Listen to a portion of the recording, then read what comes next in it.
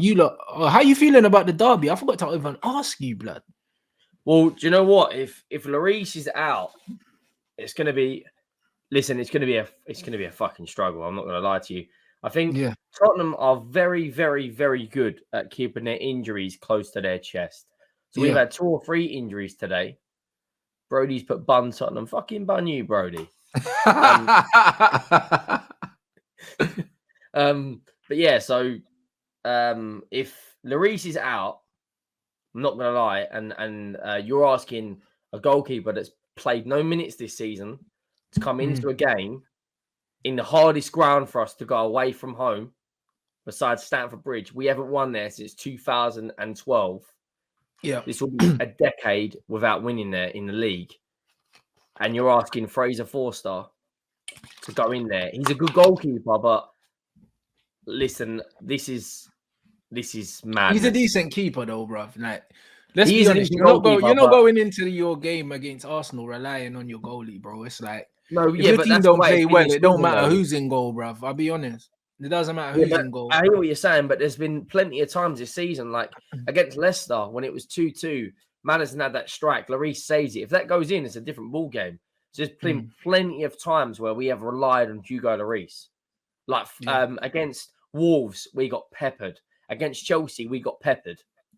You know, I don't feel like if we had Fraser Forster in this game, people coming out and saying Lloris is dead. The disrespect, like, listen. Nah, but Lloris has got a bozo gene in it, but this season he's been good. Yeah, everyone's got a bozo gene. They got to get. Nah, but Lloris is a madman, bro. He's an. I remember when we had 40-year-old Brad Friedel, mate.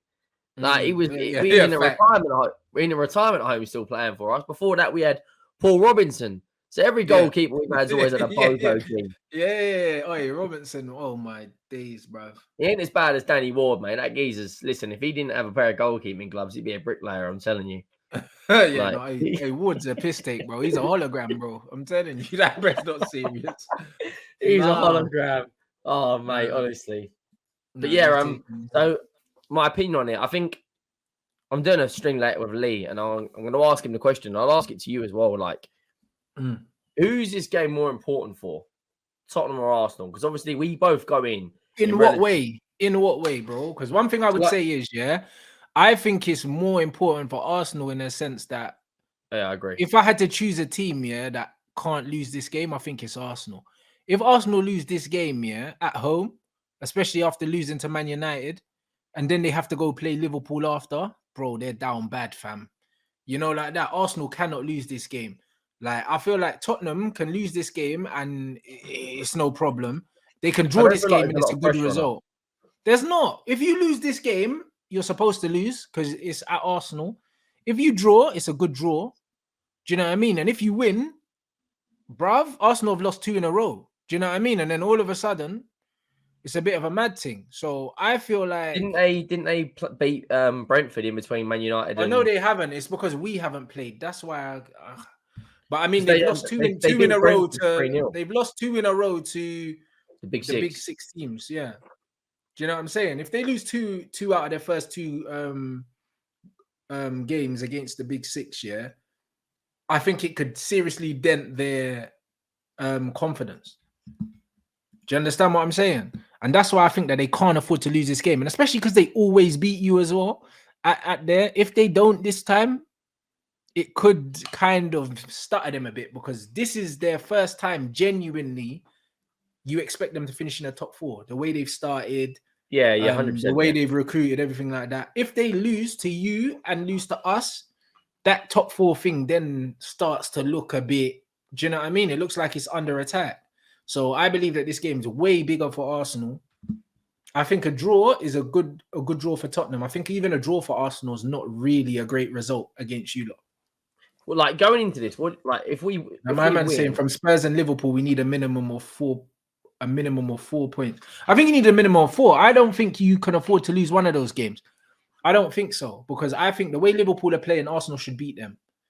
And the way Tottenham are playing, the way Tottenham are playing, Arsenal should beat them too. Do you know what I mean? I'll be honest. Like, I'm gonna take a little leaf out of Saeed's book here. It ain't easy, mate. Have you seen our games we've got? We've got No. Arsenal. And then 3 days later, we've got Frankfurt. Then we've got Brighton away. Then we've got Frankfurt again. Then we've got Tottenham. Then we've got Everton, sorry. Then we've got Man United. And then we've got Newcastle. And then we've got Sporting. We've got 1, 2, 3. Yeah, 4, you 5, got a 7, tough 8, running. We've got 10 games this month. What sort of... Yeah. I think we got 10 or 11 as well. We ain't playing FIFA, mate. What the fuck's this? Jesus Christ! Honestly, I think everyone's got 10 or 11 games this month. I think so. In October, I think so, bro. Even November's not really that bad. We've got Marseille, Liverpool, and Forest, and then obviously the World Cup. But we've got Sporting, Frankfurt, home and away, Man United, Newcastle, and Arsenal. I'm expecting us to beat Brighton. I'm not going to lie, because I don't know how they're going to react with this new manager who's coming in. I think we'll beat Everton, and I don't know why I'm going to say I think we'll beat Newcastle. I don't want to hear about that flipping Swedish Darren Ben Isak up front. But I think I don't think we'll beat you lot. And if I'm being honest, if Lloris is not playing on Saturday, that's mad. I had a ticket for the game and I can't even go because I'm in flipping Amsterdam. Okay, well, fair enough. There's worse places in the world to be if you can't get to the footy. Yeah, I'm going to watch. I'm going to watch Ajax. So yeah, I'm gonna go cheer on Stevie Bergwijn and them people. But decent. What do you think? Manchester derby. Like, I think we'll get a draw still. I think people are writing us off. Think we're gonna get absolutely folded, but I don't think we will. I think you could get folded like a deck chair though if you ain't careful. Nah, we're not getting folded, bro. I'm telling you, my players. You know who's gonna put a masterclass on, don't you? De Bruyne is now. Nah, he's not, bro. He's not, man. You know what I mean? When's the last time De Bruyne put in a masterclass against Man United? Probably when they beat us 6-1, like a million years ago, bro. When we play Man City, like De Bruyne don't really do nothing against us. I'll be honest. He doesn't.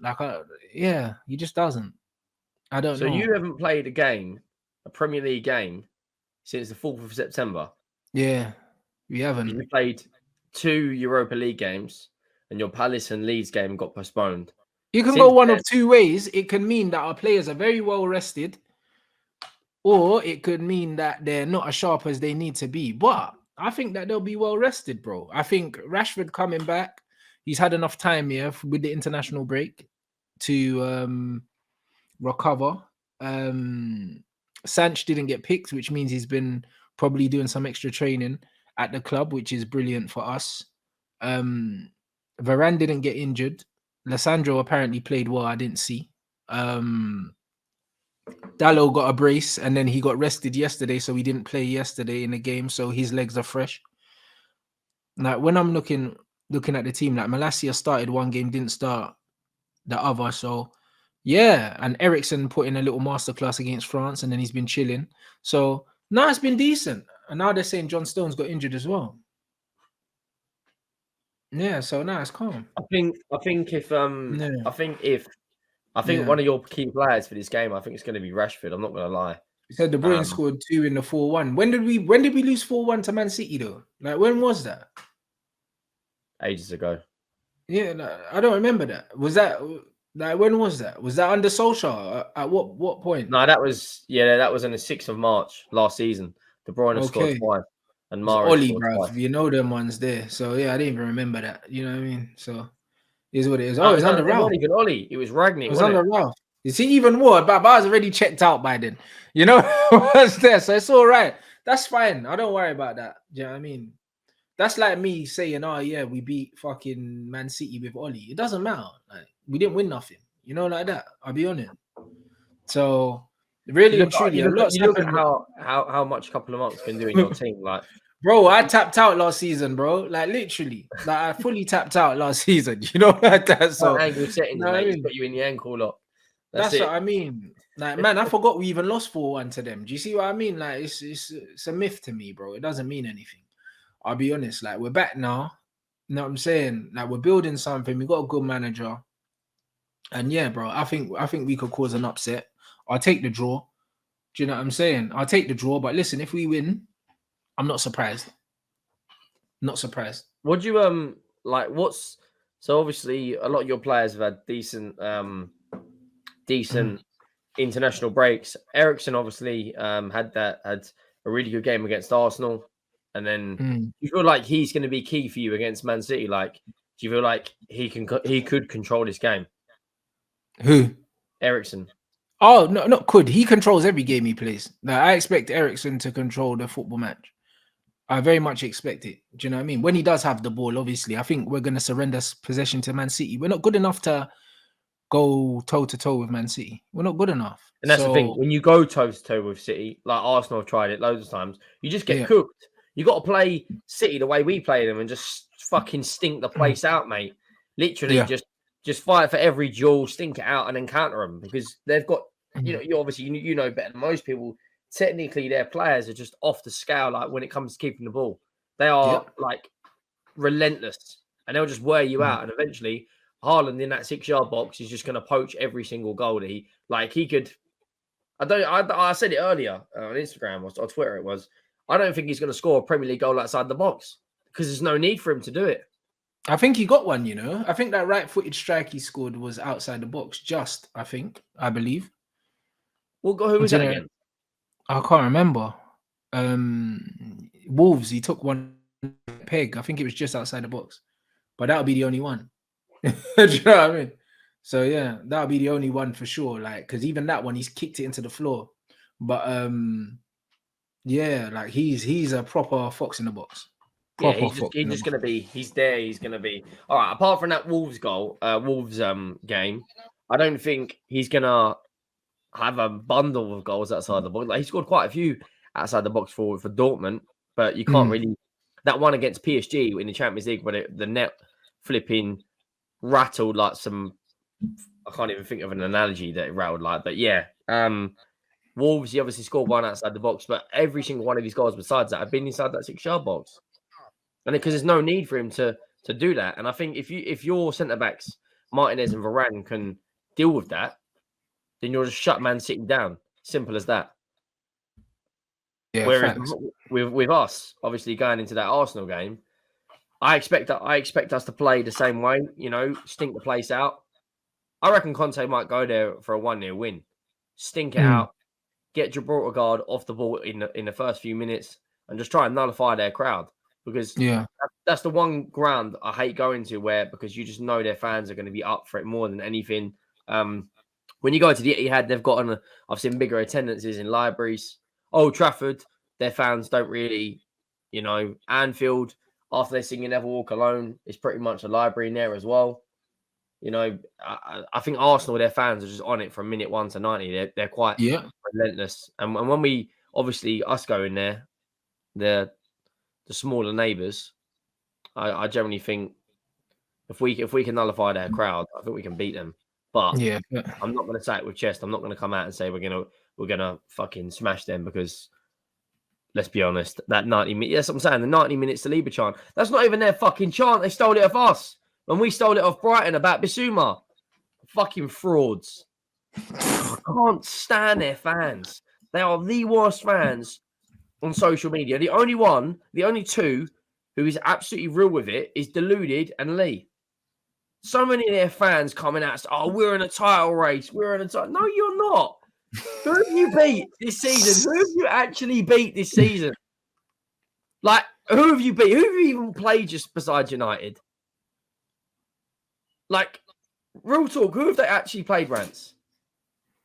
It's fucking Crystal Palace away, bro. Crystal Palace away. Troops, but I haven't really spoken to Troops like that. But Crystal Palace away, bro. That's who they played. Turkish is like not like I do like Turkish. So yeah, Deluded, Lee, Rants, and Turkish. But there's some people that come out like Igal. Do you know who Igal is? This guy tried telling me. Who does he support? Igal. Does he support Arsenal or Chelsea? Arsenal. He was coming out and telling me that he'd have Martinelli over Heung-min Son to me last season. And I was like, listen, this guy scored one goal against Chelsea where Kante fell over and everyone's acting like that Igal, bro. Like I think he does it to wind people up, though. To be honest, I don't. No, but come on. I mean, I don't think he believes anything he says, bro. Because if he does, he needs to be put on Martinelli over Heung-min Son is absolutely hilarious. Like, I know we don't win trophies, But I am about to say they are the gift that keeps giving, because their fall last year, when pandemic Pep's coming out and saying, oh yeah, but they might lose to Norwich. Shut your mouth, you fucking absolute fraud. Honestly, I can't wait for their downfall, Rants. Honestly, I can't. And when they do, I'm going to be absolutely cussing everyone. No, I hear Like, that. it's just absolute madness.